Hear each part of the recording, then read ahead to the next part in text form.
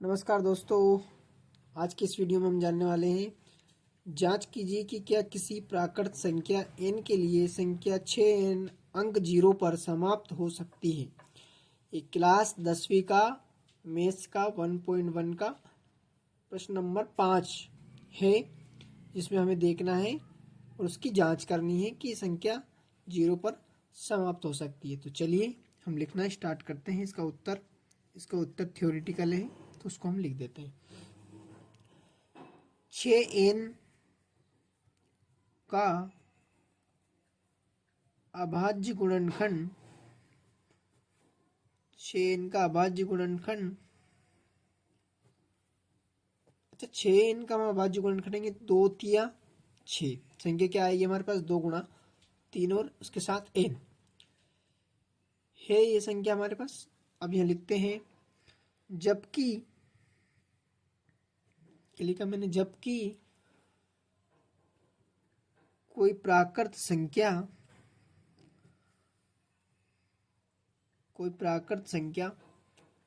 जो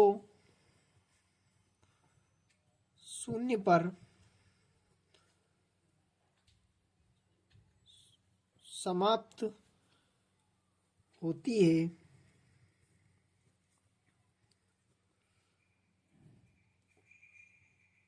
उसके अभाज्य गुणनखंड 2 गुणा 5n के रूप का होता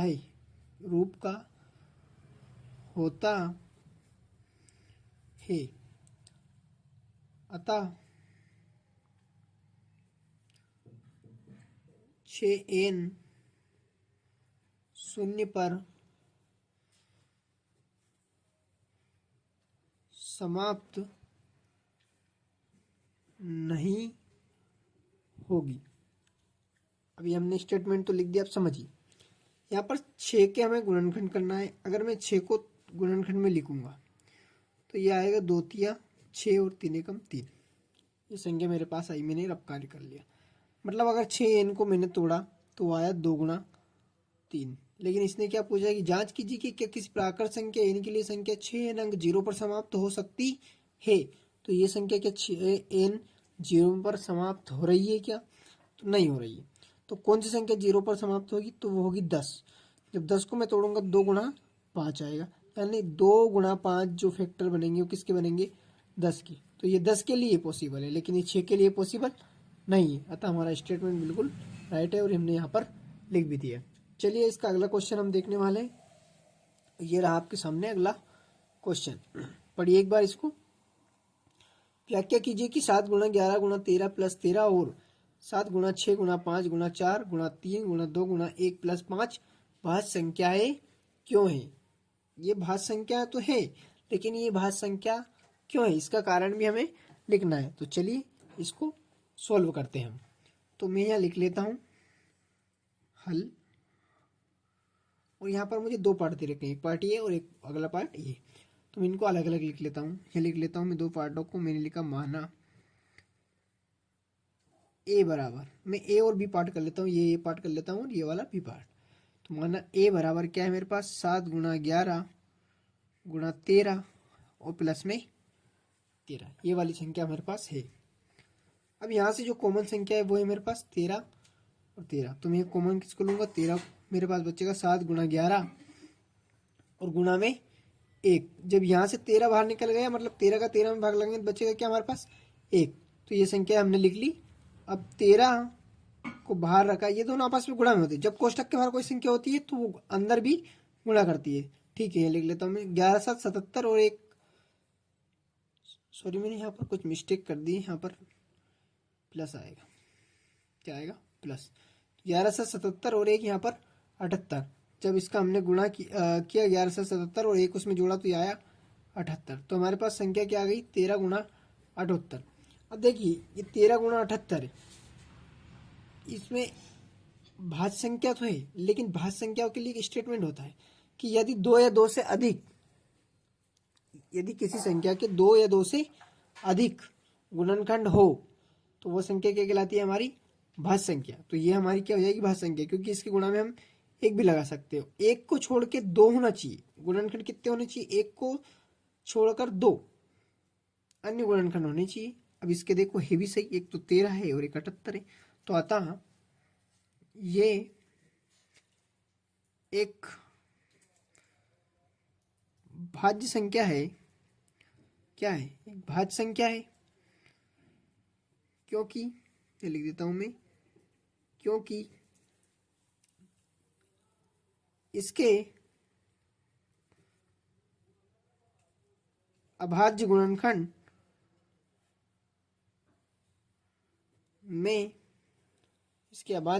में एक को छोड़कर अन्य दो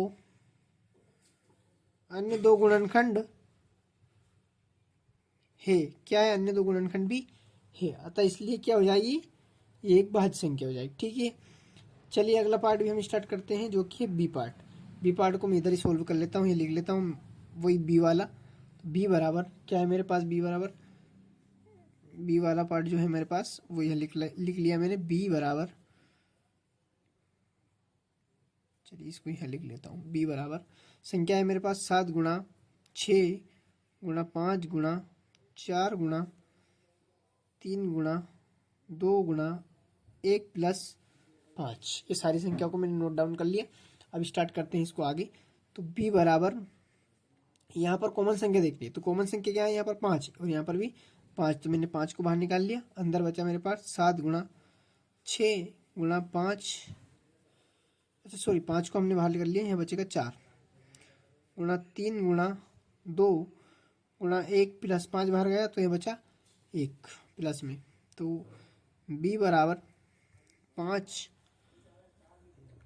गुणा, इस सारी संख्याओं को यहीं से लेकर यहाँ तक जब हम गुणा करेंगे तो ये हमारे पास आएगा 1008।